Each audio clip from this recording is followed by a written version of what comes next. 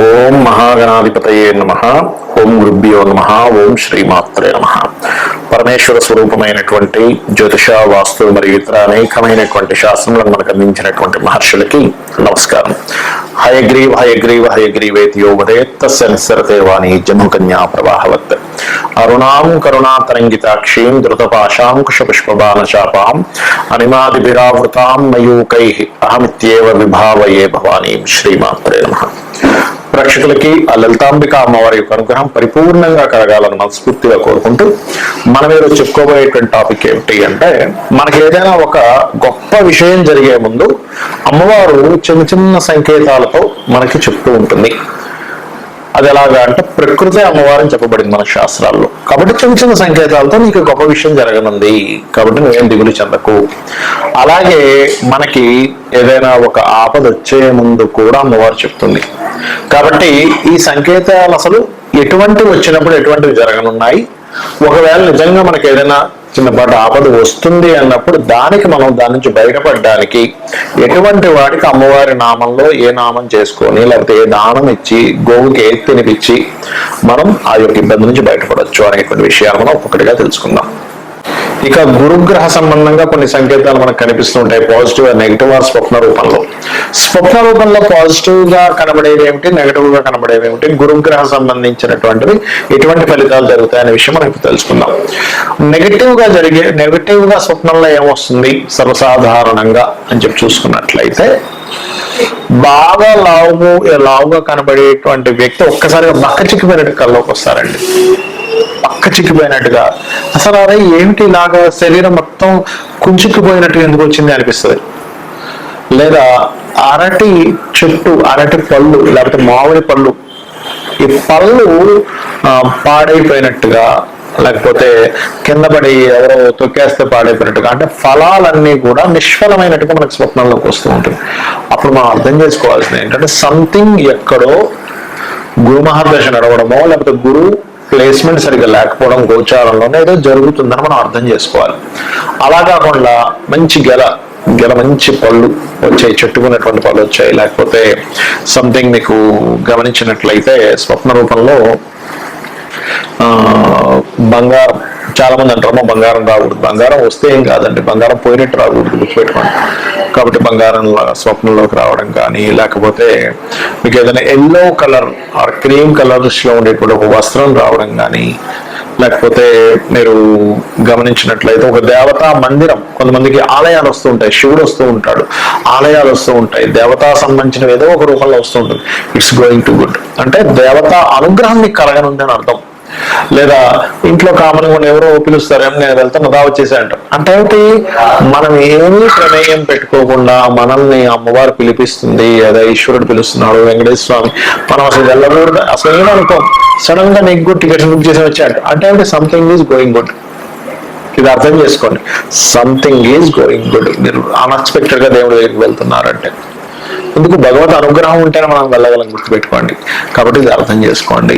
అలాగే మరొక విషయం ఏంటంటే, ఇక్కడ వీటితో పాటు మీరు బాగా అర్థం చేసుకోవాల్సిన అంశము, మన చుట్టూ ఉండేటువంటి సంఘటనలు ఎట్లాంటివి జరుగుతాయి అంటే, మీరు ఏదైనా ఆలయానికి వెళ్దాం అనుకుంటున్నారు, వెళ్తున్నప్పుడు ఏదో అడ్డం వస్తుంది, అంటే సంథింగ్ ఏదో ఫోన్ కాల్ వచ్చి వెనక్కి వచ్చేసారు, లేకపోతే ఇంట్లో పూజ చేసేటప్పుడు పూజా మందిరంలో కొన్ని తప్పిదాలు జరుగుతూ ఉన్నాయి, లేకపోతే ఏదో పటం మీద విరిగిపోయింది, లేకపోతే అంటే అక్కడ ఏంటి, సంథింగ్ మీరు ఏదైతే దేవత అనుగ్రహం పొందాలనుకుంటున్నారో ఆ పొందేటువంటి అనుగ్రహం ఏదైతే ఉందో, ఎక్కడో మీ గురుగ్రహం బాగోకపోవడం వల్ల, లేకపోతే మీరు సంథింగ్ నెగటివ్, అంటే మీకు తెలియకుండా చేసేటువంటి పూజల్లో తప్పిదాలు జరగడం వల్ల ఇక్కడ ఏదో సంథింగ్ రాంగ్ గా జరగనుంది అని మనం అర్థం చేసుకోవాలి. మరి అలాంటప్పుడు మనం ఏ పరిహారం చేసుకోవాలి? అలాగే ఇంకొక చిన్న విషయం అండి, బంగారం కొందామని వెళ్ళినప్పుడు కొనలేకపోవడం కానీ, లేకపోతే బంగారం కనిపించకుండా పోయినా కూడా మీకు ఇది ఒక సూచన అర్థం చేసుకోవాలి. అయితే ఇక్కడ మీరు లేకపోతే ఒక్కోసారి చూడ మనకి ఎవరితోనో గురువులతోనో లేకపోతే మిమ్మల్ని గైడ్ చేసే వారితోనో లేకపోతే వాళ్ళతో గొడవలు వస్తూ ఉంటాయి. అంటే మిమ్మల్ని గైడ్ చేసేవారు, మీ హితం కోరే వారితో గొడవ వస్తున్నా కానీ మీ Jupiter something is going wrong. మరి ఇలాంటప్పుడు ఏం చేయాలి అంటే దేవత అనుగ్రహం కావాలి అన్నప్పుడు దక్షిణామూర్తి స్తోత్ర పఠనం, అదేవిధంగా హరనేత్రాగ్ని సందగ్ధ కామ సంజీవన ఔషధి అనే నామం లలితహాస్నామాల్లో ఓం హరనేత్రాగ్ని సందగ్ధ కామ సంజీవన ఔషధియే నమః అని చెప్పి చేసుకున్నట్లయితే ఖచ్చితంగా బాగుంటుంది. అయితే ఇప్పుడు మనం చెప్పుకున్నవి ఏవైతే సంకేతాలు చెప్పుకున్నామో ఇవి మీరు బాగా అర్థం చేసుకోండి. దీన్ని చాలా క్లియర్ గా అర్థం చేసుకోవాలి. ఈ సంకేతాన్ని దీనికి కొంత అనుభవం కావాలి. ఈ అనుభవానికి ఒక చిన్న కథ చెప్తాను. ఎలా అంటే దీన్ని నిమిత్త శాస్త్రం అంటారు. ఒక గురువు గారు శిష్యులందరికీ పాఠం చెప్తున్నాడు. ఒక ఆవిడ పరిగెట్టుకొని వచ్చింది, ఏమండి మా అబ్బాయి కనిపించట్లేదు, ఎక్కడికో వెళ్ళిపోయాడు అని అన్నది. అనగానే ఇటువైపు నుంచి ఆవిడ వచ్చి చెప్పింది, ఈ ఎడం వైపు నుంచి గురువు గారి ఒక భార్య వచ్చింది. అక్కడికి వచ్చి మన బావిలో నీళ్లు తోడుతూ ఉండగా, బకెట్తో తోడుతూ ఉంటారు కదా బావిలో, తోడుతూ ఉండగా తాడు తెగిపోయి బావి లోపల బకెట్ పడిపోయింది అని చెప్పింది. వెంటనే అక్కడ ఉన్న శిష్యుడు అక్కడ లేచి ఇంకా అబ్బాయి రాడు, వెనక్కి వెళ్ళిపోయాడు అని చెప్పాడు. చెప్పగానే గురువు గారు కాదు కదా, తప్పు, ఆ అబ్బాయి వస్తాడమ్మా, ఖచ్చితంగా వస్తాడు ఆ అబ్బాయి, నేను టెన్షన్ పడకుండా మీరు వెళ్ళండి, అమ్మవారి నామస్మరణ చేసుకుని పంపించేశాడు. వెంటనే శిష్యుడు అన్నాడు, గురువు గారు నిమిత్తం పరంగా ఆవిడ వచ్చిన సమయానికి గురువుని వచ్చి తెగిపోయిందని చెప్పింది కదండి, మరి బంధం తెగిపోయినట్టే కదా అన్నాడు. అన్నప్పుడు గురువు గారు ఏం చెప్పారంటే, అలా కాదు నాన్న, దాన్ని క్షుణ్ణంగా పరిశీలించాలి. అక్కడ ఏమిటి, వాటర్ ఈజ్ మదర్. వాటర్ అంటే ఏంటి, తల్లి. జ్యోతిశాస్త్ర పరంగా చంద్రుడు తల్లికి కారకుడు, చంద్రుడు వాటర్ కారకుడు. కాబట్టి ఆ వాటర్ నుంచి వేరు చేస్తున్నటువంటి చిన్న బకెట్ నుంచి వేరు చేస్తున్నాం మనం. వాటర్ నుంచి కొంచెం తీసుకుని ఆ చిన్న బకెట్ లో ఉన్న వాటర్ పిల్లలు అనుకుందాం కాసేపు, అందులోంచి వేరు చేస్తున్నటువంటి బకెట్ ఏదైతే ఉందో తాడు తెగడం ద్వారా మళ్ళీ వీళ్ళు అందులోకే కలిసిపోయింది, వేరు అవ్వకుండా. ఆవిడ వచ్చి మా పిల్లడు కనిపించట్లేదు, ఎక్కడికి వెళ్ళాడు అని అనుకున్నది.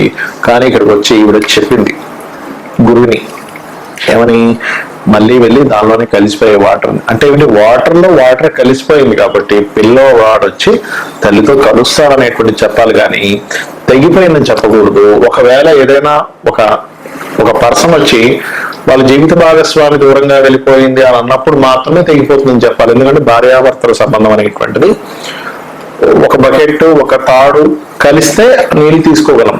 సో ఆ రిలేషన్ తెగిపోయింది అక్కడ, కాబట్టి అక్కడ తెగిపోయిందని చెప్పాలి. ఈ కేసులో కలుస్తారని చెప్పాలని చెప్పని ఆ గురువు గారు ఆ అబ్బాయికి అలా చెప్తాడు. అయితే ఇక్కడ పెద్ద పెద్ద డెసిషన్స్ తీసుకునేటప్పుడు మీరు మన జాతచక్రంలో చూడండి, ఈ మహాదశ నడుస్తుంది, ఈ యొక్క అంతర్దశ నడుస్తుంది.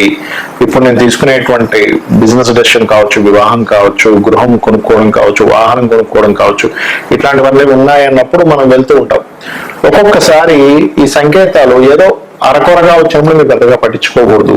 కానీ అదే సంకేతం 2-3 సార్లు ప్రతిసారి మీకు నెగిటివ్ గా వస్తుంటుంది. అప్పుడు మాత్రం ఖచ్చితంగా దాన్ని అర్థం చేసుకోవాలి. అంటే ఏమిటి, మనకి అమ్మవారు మన మీద ఉండేటువంటి, మనమందరం పిల్లలం కాబట్టి ఆ భగవంతుడికి దాంతో ఏంటంటే సంకేతం ఇస్తూ ఉంటుంది, స్వప్నం రూపంలో ఇస్తూ ఉంటుంది, అదేవిధంగా బాహ్యంగా మనుషుల రూపంలో ఇస్తూ ఉంటుంది, ఒక ఫోన్ కాల్ రూపంలో ఇస్తూ ఉంటుంది. అలా ఇస్తున్నప్పుడు మనం దాన్ని అబ్జర్వ్ చేయాలి. దీన్ని నిమిత్త శాస్త్రము అంటారు. ఈ రకంగా చేసుకొని మీరు మీ యొక్క జీవితాన్ని ఆనందమయంగా చేసుకుంటారని, అమ్మవారి యొక్క నామాన్ని నిత్యం పఠిస్తూ అమ్మవారి అనుగ్రహానికి పాత్రలు అవుతారని కోరుకుంటూ శ్రీమాత్రే నమః.